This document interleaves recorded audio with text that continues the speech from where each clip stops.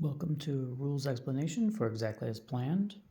I'm going to give the instructions for the double blind scam, one of the 5 heists that are available in the game. It is a multiplayer heist similar to these other two, the quiz show and Bonnie and Clyde Waltz, all of which play 3 to 5 players. Double blind scam makes for a good introductory heist. It is timed for 5 minutes and it is a cooperative experience, so all of the players will win together or they will all lose together. If one player messes up, that could cause the entire team to fail.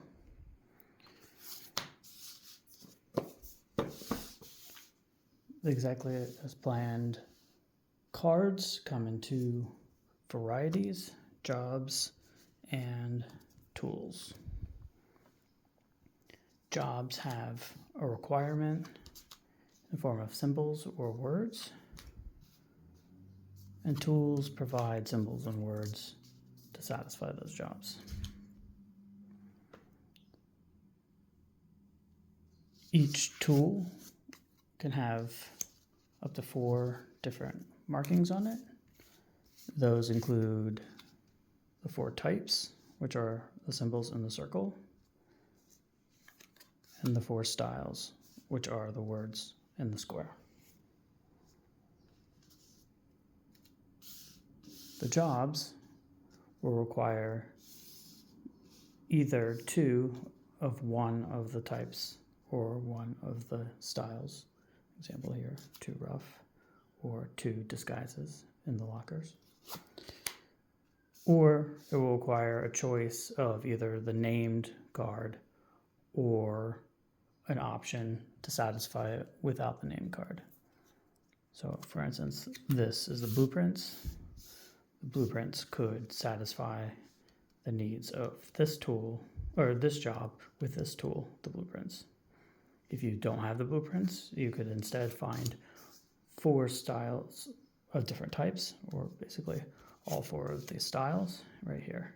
So with this card, you could also solve the blueprints. You could do the same with multiple cards across, having all 4 styles across them.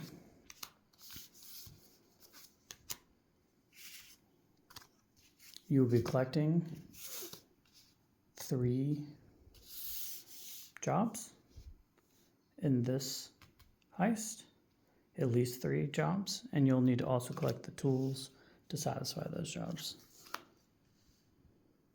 So in this instance, with these tools, you would have been able to satisfy these jobs. I want to point out that in this instance, the crowbar is a rough tool, and between this card and this card, we are satisfying the rough, but this card is satisfying the crowbar. You'll notice that the crowbar is not being used up in order to satisfy the needs for these 2 jobs. You'll never discard cards. During the game, you'll hold them until the end, and you'll check and see if you were successful as an individual member of the team at the end of the game. Game is in 5 minutes. Each partner on the team needs to have 3 jobs. But you'll see the distribution of jobs that will begin at the beginning of the game will be more than the number of players, so somebody will need to get more than 3 jobs. At the beginning of the game, you will take the entire stack of jobs, the entire stack of tools, and you'll pool the required amount for that particular player count and leave the remainder face down in the box or off to the side. There are no turns in the double blind scam, so after you have dealt out one job to each player, like so, 1, 2, 3, you'll take the tools and jobs and put them face up in the middle of the table. If the players can't control themselves from peeking, you can always keep them face down and flip them over as you need them. Anyone can take the top card of either deck during the double blind scam. The true measure of success for the team will be in dividing out these cards amongst the players in a way that is efficient with the tools that you have and the jobs that you need to complete.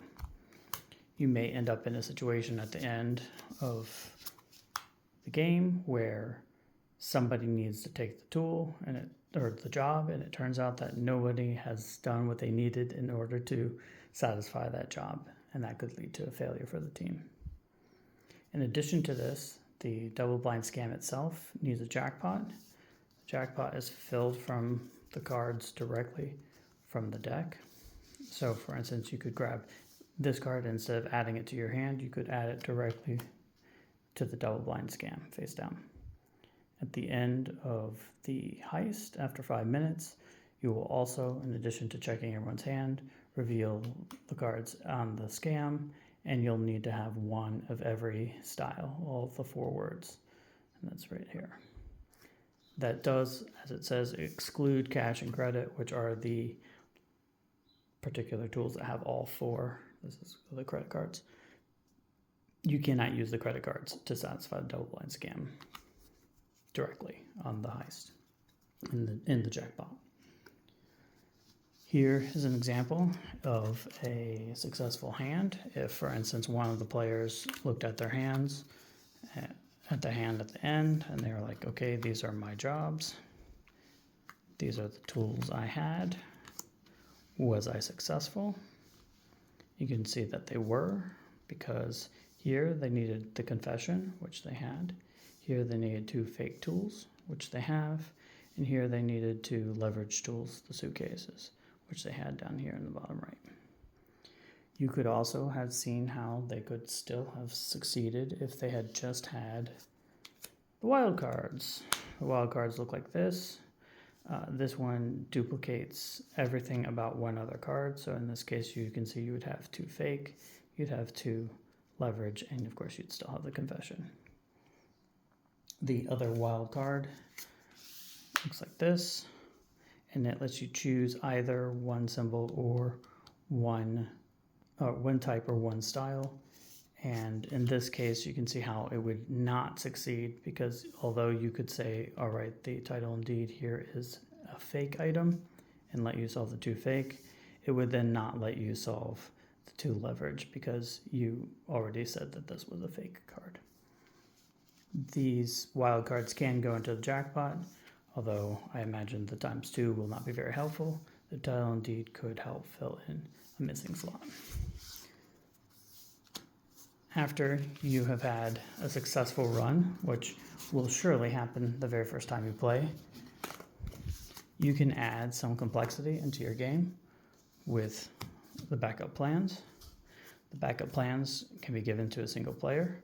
Each one can be given to a single player, and they will provide either a communication restriction or some form of complexity for the player that will make it so that the entire table has a more difficult time succeeding at the heist.